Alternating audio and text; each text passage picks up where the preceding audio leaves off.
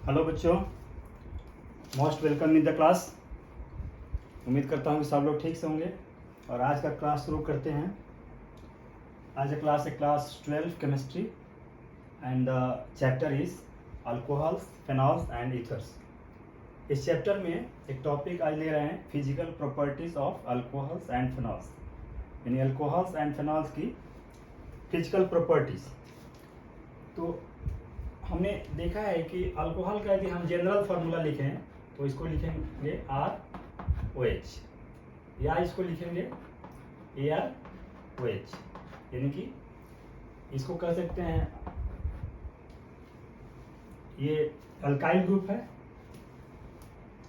where R is the alkyl group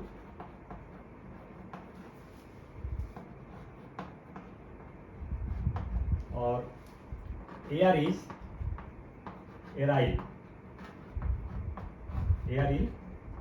group and OH is called hydroxyl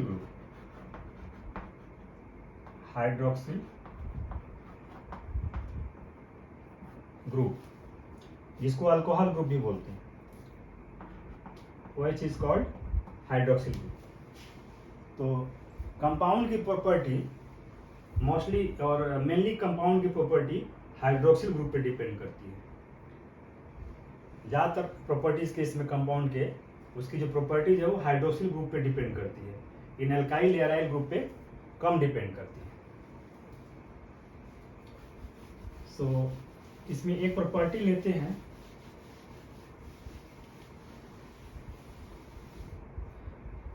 boiling point.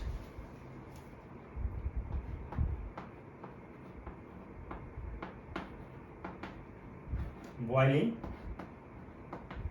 Point यानी boiling point of alcohols और phenol. Boiling point the physical property and here we are talking about the alcohols and phenols. So हम alcohols और phenol के boiling point के बारे में बात करेंगे। सो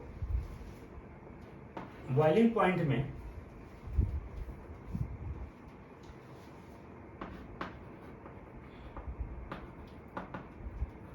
boiling point of alcohols and phenols increases when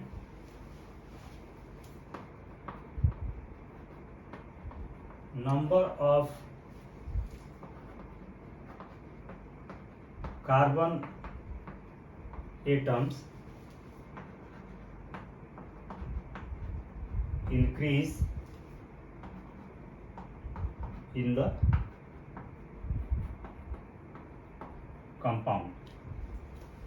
boiling point first point है कि boiling point of alcohols and phenols increases when number of carbon atoms increase in the compound. यदि compound में number of carbon atoms बढ़ेगा तो उसका boiling point भी बढ़ जाएगा। जैसे फॉर एग्जांपल के लिए, जैसे मान लीजिए कि मिथाइल अल्कोहल है CH3OH और दूसरा कंपाउंड है CH3CH2OH और तीसरा कंपाउंड है CH3CH2CH2OH। This is the methyl alcohol, this is ethyl alcohol, this is propyl alcohol. इसमें देख रहे हैं कि हम जैसे आई की तरफ बढ़ रहे हैं नंबर ऑफ कार्बन एटम्स बढ़ रहा है। यहाँ पे नंबर ऑफ कार्बन एटम्स 1 है, यहाँ पे नंबर ऑफ कार्बन एटम्स 2 है और यहाँ पे नंबर ऑफ कार्बन एटम्स 3 है, यानी कि नंबर ऑफ कार्बन एटम्स बढ़ रहा है तो इसका बॉइलिंग पॉइंट भी बढ़ जाएगा। यानी कि मिथाइल अल्कोहल का बॉइलिंग पॉइंट कम होगा, इथाइल अल्कोहल का बॉइलिंग पॉइंट ज़्यादा होगा और प्रोपाइल अल्कोहल का बॉइलिंग पॉइंट मिथाइल और इथाइल दोनों से ज़्यादा होगा। यानी कि as per point number 1, boiling point of alcohols and phenols increases when number of carbon atoms increase in the compound. यानी कंपाउंड में यदि कार्बन एटम की संख्या बढ़ेगी यानी कि उसका मोलर मास बढ़ेगा तो उसका बॉइलिंग पॉइंट भी बढ़ जाएगा।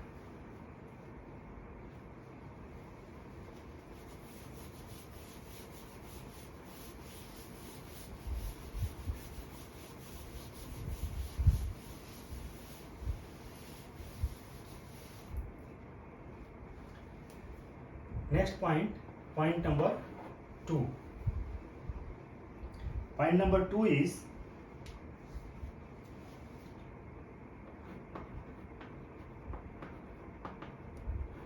boiling point of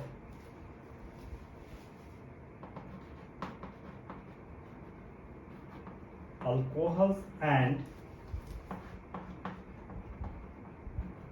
phenols decreases when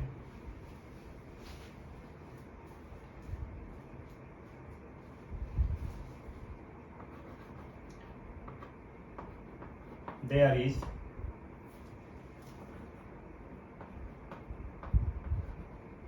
branching in the structure of compounds।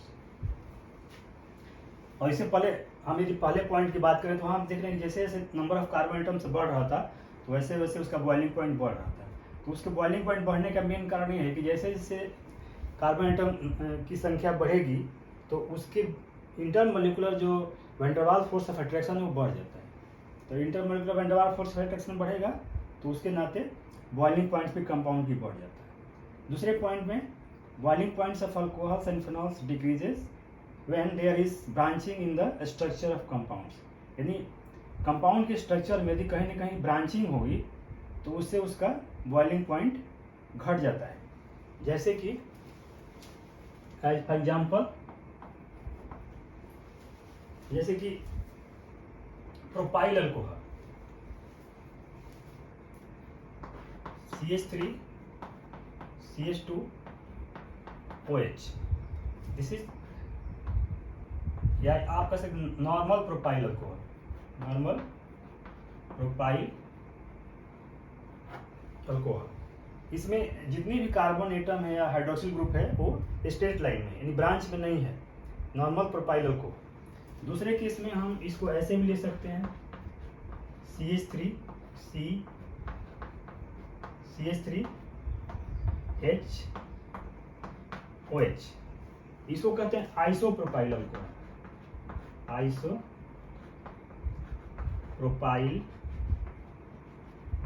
Alcohol. यहाँ पे देख रहे हैं कि जो कुछ एटम है वो ब्रांच में चले गए हैं, कुछ एटम ब्रांच में चले गए। दोनों का मॉलिक्यूलर फार्मूला सेम है, मॉलिक्यूलर वेट सेम है, लेकिन जो स्ट्रक्चर फार्मूला है यहाँ पे इस स्ट्रक्चर में जितनी भी एटम है वो सब एक स्ट्रेट लाइन में है, ब्रांच में नहीं है, that is called normal propyl alcohol. और यहाँ पे कुछ एटम ब्रांच में चले गए हैं, इसको बोलते हैं आइसोप्रोपाइल अल्कोहल। तो इस केस में इसका बॉइलिंग पॉइंट कम होगा। Boiling points of alcohols and phenols decreases when there is branching. तो ऑल्दो मॉलिक्यूलर फार्मूला सेम है, मॉलिक्यूलर वेट सेम है, लेकिन चूंकि यहाँ पे कुछ एटम्स ब्रांच में चले गए हैं इसलिए इसका आइसोप्रोपाइल अल्कोहल का बॉइलिंग पॉइंट कम होगा in comparison to normal propyl alcohol. ऐसा इसलिए होता है कि जब एटम्स स्ट्रक्चर के अंदर एटम ब्रांच में चले जाते हैं तो उनका सरफेस एरिया कम हो जाता है, और जब सरफेस एरिया कम होता है तो intermolecular van-der-Waals force of attraction घट जाता है, डिक्रीज हो जाता है। जब उनके बीच अट्रैक्शन फोर्स डिक्रीज हो जाएगा तो उनका बॉइलिंग पॉइंट भी डिक्रीज हो जाएगा, that is the reason.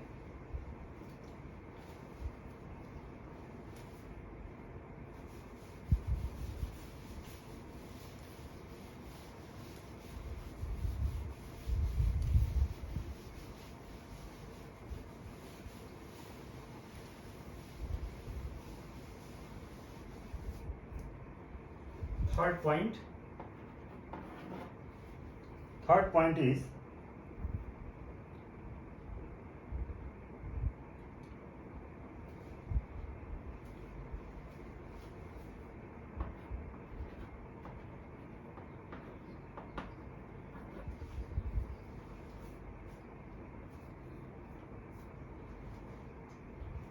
boiling points of alcohols and phenols are higher in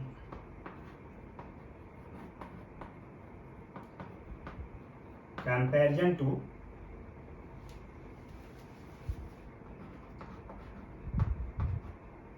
others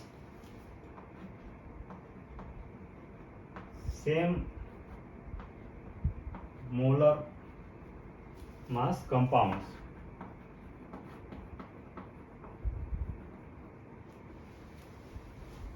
Like hydrocarbon,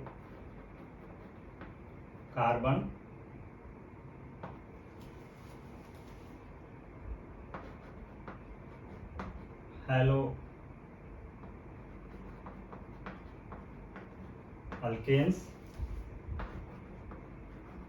और haloarenes और ethers etc. Means boiling points of alcohols are and phenols are higher in comparison to others same molar mass compounds like hydrocarbons, haloalkanes, haloarenes और ethers etc. यानी कि कोई compound है जिसमें hydroxyl group जुड़ा हुआ है, यानी कि वो कंपाउंड अल्कोहल से या वो कंपाउंड फेनॉल से, यदि उसी मोलर मास का दूसरा कोई कंपाउंड है जो हाइड्रोकार्बन्स है या हेलोरिन्स है या ईथर्स है या हेलो अल्केन्स है, तो उसका बॉइलिंग पॉइंट अल्कोहल के कंपेरिजन में कम होगा, यानी कि अल्कोहल और फेनॉल्स का बॉइलिंग पॉइंट ज़्यादा होगा। जैसे कि एग्जाम्पल के लिए, for example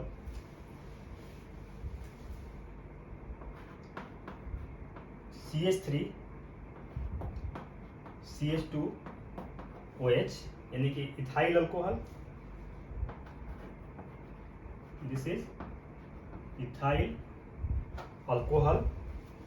next compound is CH3O CH3, इसको बोलते हैं मिथॉक्सीमीथेन, मिथॉक्सीमीथेन, या इसको कह सकते हैं डाई मिथाइल ईथर भी बोल सकते हैं। और तीसरा कंपाउंड लेते हैं propane, CH3 CH2 and CH3, this is propane. इन तीनों कंपाउंड का, यानी इथाइल अल्कोहल का, मिथॉक्सीमीथेन का और प्रोपेन का, इसमें देख रहे हैं कि हाइड्रोक्सिल ग्रुप है, यहाँ पे ईथर ग्रुप है और this is the simple hydrocarbon और you can say aliphatic hydrocarbon. तो इसका मोलर मास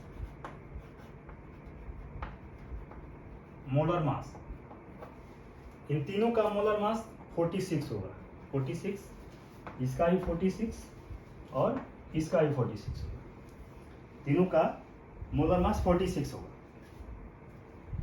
और boiling point BP, ethyl alcohol का बॉइलिंग पॉइंट होता है 351 केल्विन, मिथॉक्सीमीथेन का बॉइलिंग पॉइंट होता है 248 केल्विन और इसका होता है 231 केल्विन। तो यहाँ पे देख रहे हैं कि जिसमें हाइड्रोक्सिल ग्रुप है उसका बॉइलिंग पॉइंट ज़्यादा है, जैसे कि मैंने लिख रखा है कि boiling points of alcohol and phenols are higher. तो यहाँ पे देख रहे हैं कि जिसमें हाइड्रोक्सिल ग्रुप है उसका बॉइलिंग पॉइंट ज़्यादा है, यहाँ पे ईथर है इसका बॉइलिंग पॉइंट कम है, इसमें हाइड्रोकार्बन है उससे भी कम है, यानी कि तीनों का मोलर मास सेम है, यानी मोलिकुलर वेट सेम है, लेकिन हाइड्रोक्सिल ग्रुप जिसमें है उसका बॉइलिंग पॉइंट ज़्यादा है इन कंपेरिजन टू ईथर्स और हाइड्रोकार्बन्स। ऐसा इसलिए है क्योंकि हाइड्रोक्सिल ग्रुप या अल्कोहल्स या फिनॉल्स आपस में या इनके बीच जो इंटरमोलिकुलर हाइड्रोजन बॉन्डिंग हो जाते हैं, जो अल्कोहल ग्रुप होता है या फिनॉल ग्रुप होता है, कंपाउंड होते हैं, उनके बीच इंटरमोलिकुलर हाइड्रोजन बॉन्डिंग होती है, जिसके वजह से उनका बॉइलिंग पॉइंट बढ़ जाता है। तो देखते हैं कि हाइड्रोजन बॉन्डिंग कैसे ये लोग बनाते हैं, अल्कोहल्स और फिनॉल्स में हाइड्रोजन बॉन्डिंग कैसे बनती है। तो इतना तो क्लियर हो गया कि जिसमें हाइड्रोक्सिल ग्रुप होगा, इनका यदि सेम मोलर मास होगा, यदि दूसरे कंपाउंड में हेलो एल्केन्स में या हाइड्रोकार्बन्स में या ईथर्स में, तो जो हाइड्रोक्सिल ग्रुप जिसमें होगा उसका बॉइलिंग पॉइंट ज़्यादा होगा। और ज़्यादा इसलिए होता है क्योंकि हाइड्रोक्सिल ग्रुप जिसमें होता है वो मॉलिक्यूल आपस में इंटरमोलिकुलर हाइड्रोजन बॉन्डिंग बना लेते हैं।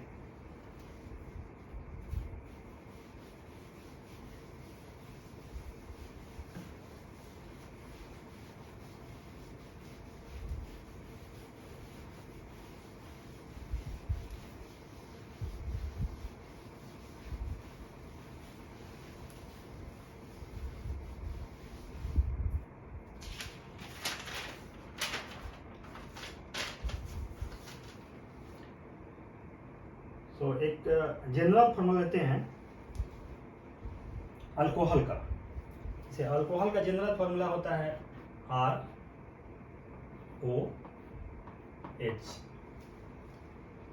अल्कोहल का जनरल फॉर्मूला ROH। तो हाइड्रोजन बॉन्डिंग बनता है जो इलेक्ट्रोनेगेटिव होता है और दूसरे मॉलिक्यूल के हाइड्रोजन से। तो इस तरह से बन सकता है बॉन्डिंग, ऑक्सीजन में हाइड्रोजन बॉन्डिंग बन सकता है। उस तरह से ये वाला जो ऑक्सीजन एटम है ये इसी अल्कोहल के दूसरे हाइड्रोजन एटम से बॉन्डिंग बना देगा ऐसे। उस तरह से ये हाइड्रोजन ऑक्सीजन भी दूसरे मॉलिक्यूल के हाइड्रोजन से बॉन्डिंग बनाएगा इस तरह से, अगेन फिर आगे बनाता जाएगा। और यहाँ पे जो ये बॉन्डिंग बन रहा है दिस इज हाइड्रोजन बॉन्डिंग, यानी कि अल्कोहल्स और फिनॉल्स में एक मॉलिक्यूल दूसरे मॉलिक्यूल से हाइड्रोजन बॉन्डिंग के थ्रू जुड़े होते हैं, इसलिए इनका बॉइलिंग पॉइंट ज़्यादा होता है। उसी तरह से यदि हम फिनॉल का केस में देखें तो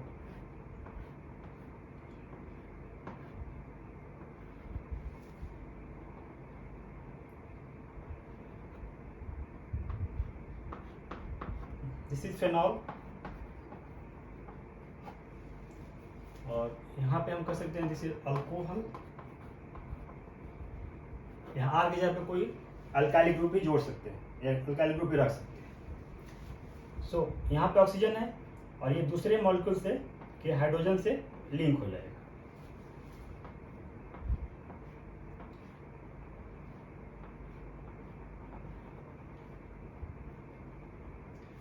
उस तरह से ये ऑक्सीजन एटम भी दूसरे हाइड्रोजन से या किसी दूसरे मॉलिक्यूल के हाइड्रोजन से लिंक हो जाए।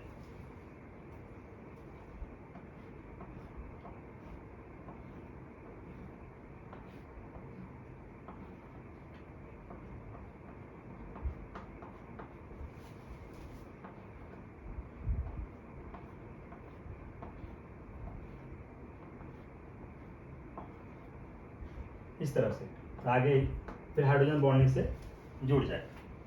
और यहाँ पे ये जो बॉन्ड बन रहा है ऑक्सीजन और हाइड्रोजन के बीच, this is the hydrogen bond. यानी अल्कोहल्स और फेनॉल्स में एक मॉलिक्यूल दूसरे मॉलिक्यूल के साथ यानी इंटर मॉलिक्यूलर हाइड्रोजन बॉन्डिंग होता है, जिसकी वजह से इनका बॉइलिंग पॉइंट ज़्यादा होता है। इसको आप ऐसे समझ सकते हैं, जैसे मान लीजिए कि कोई पॉट है, बर्तन है, और यहाँ पे अल्कोहल है, इसके अंदर अल्कोहल है और इसको हम बॉयल कर रहे हैं। अब यहाँ पे देख रहे हैं कि ये मॉलिक्यूल इस मॉलिक्यूल के साथ बॉन्डिंग में है या इस मॉलिक्यूल के साथ बॉन्डिंग में है, नीचे और साइड में भी बॉन्डिंग के साथ है। तो जब हम इसको बॉयल करेंगे तो बॉयल करने के बाद एक मॉलिक्यूल जो है इस सरफेस को छोड़ के उड़ने लगता है, इवेपोरेट होने लगता है। लेकिन जब एक मॉलिक्यूल दूसरे मॉलिक्यूल से लिंक होगा तो उसको इवेपोरेट होने में दिक्कत होगी, यानी ये मॉलिक्यूल उसको ठीक से इवेपोरेट नहीं हो जाएगा, यानी उसको हार्डनेस क्रिएट करेगा, क्योंकि ये भी इसके साथ जुड़ा हुआ है और ये मॉलिक्यूल फिर ये अपने नीचे भी जुड़ा हुआ है, तो इसलिए इसका बॉइलिंग पॉइंट बढ़ जाता है। जबकि अदर देन अल्कोहल्स और फेनॉल्स, उस केस में एक मॉलिक्यूल दूसरे मॉलिक्यूल के साथ कोई बॉन्डिंग के साथ नहीं जुड़े होते, इसलिए वो आसानी से इवेपोरेट हो जाते हैं, बॉइलिंग के बाद आसानी से इवेपोरेट हो जाते हैं, इसलिए उनका बॉइलिंग पॉइंट कम होता है in comparison to alcohol and phenols. So this is the reason to higher the boiling point of alcohols and phenols in comparison to other compound of same molecular mass.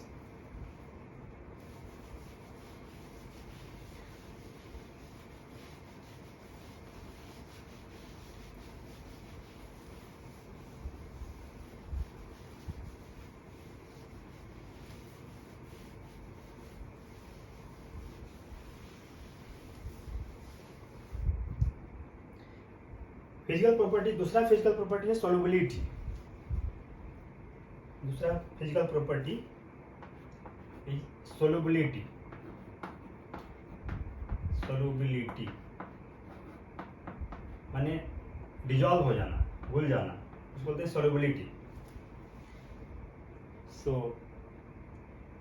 पहले हमने बताया था, पहला physical property boiling point, then next is solubility.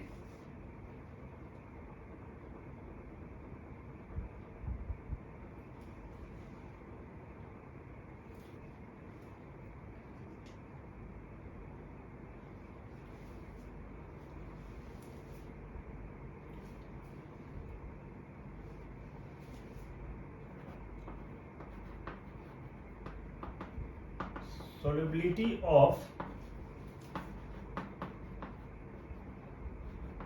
alcohols and phenols increases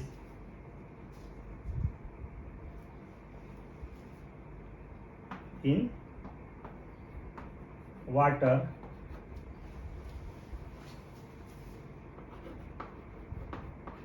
due to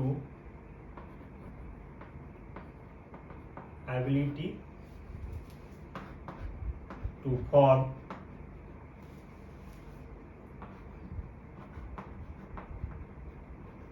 hydrogen bonding.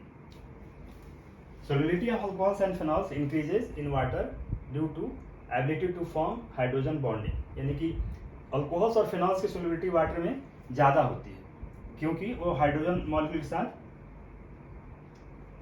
वो water molecule के साथ hydrogen bonding से जुड़ जाता है, यानी कि इसके वजह से इसकी सोल्युबिलिटी बढ़ जाती है. Solubility of alcohols and phenols increases in water due to ability to form hydrogen bonding. यानी कि अल्कोहल्स और फिनॉल्स वाटर मॉलिक्यूल के साथ हाइड्रोजन बॉन्डिंग के साथ जुड़ जाता है. फॉर एग्जाम्पल,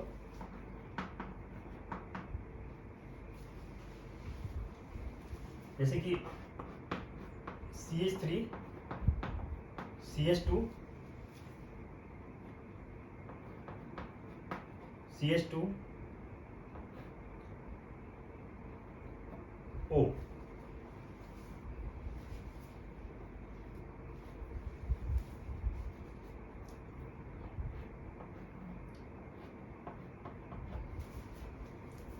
ये प्रोपाइल अल्कोहल हो गया. प्रोपाइल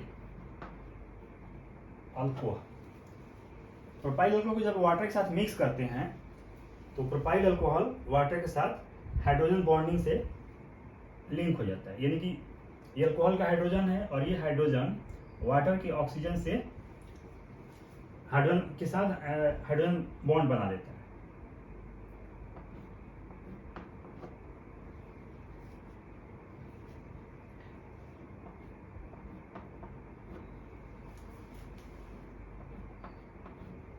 दिस इज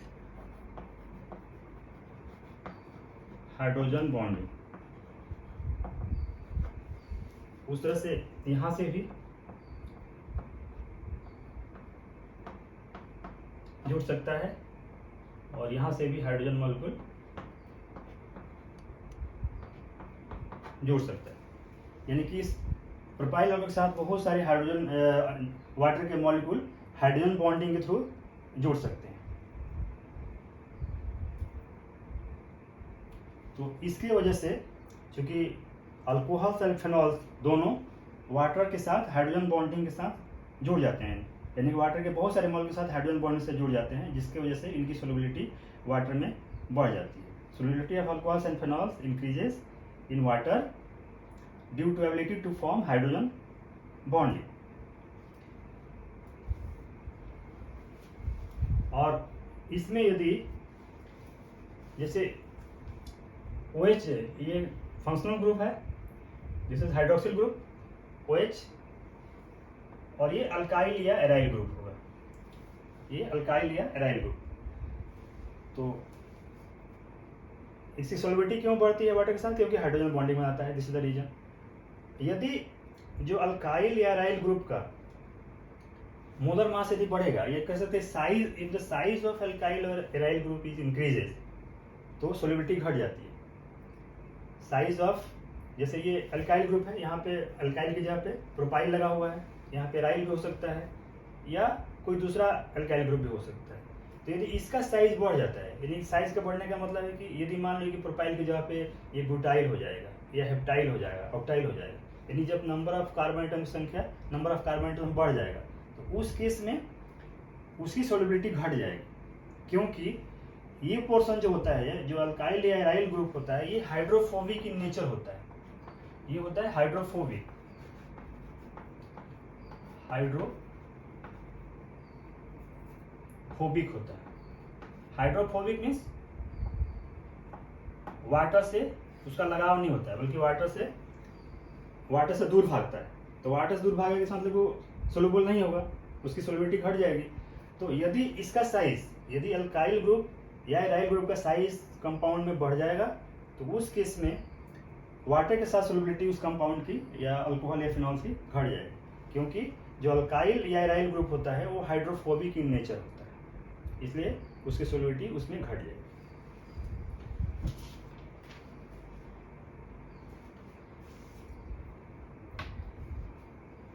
तो आज की क्लास में हमने आप लोगों को physical property of alcohols and phenols बताया, जिसमें दो फिजिकल प्रॉपर्टी बताया, एक पहला बॉइलिंग पॉइंट और दूसरा सोल्युबिलिटी। तो आज की क्लास में इतना ही। ये जो बताया आपको ठीक से समझ में आ गया होगा कि बॉइलिंग पॉइंट क्यों बढ़ता है घटता है, उसका रीजन क्या है, या सोल्युबिलिटी क्यों बढ़ती घटती है, उसका रीजन क्या है। तो नेक्स्ट क्लास में अल्कोहल्स एंड फिनॉल्स की केमिकल प्रॉपर्टी के बारे में बताऊंगा। ध्यान से देखने और सुनने के लिए थैंक यू।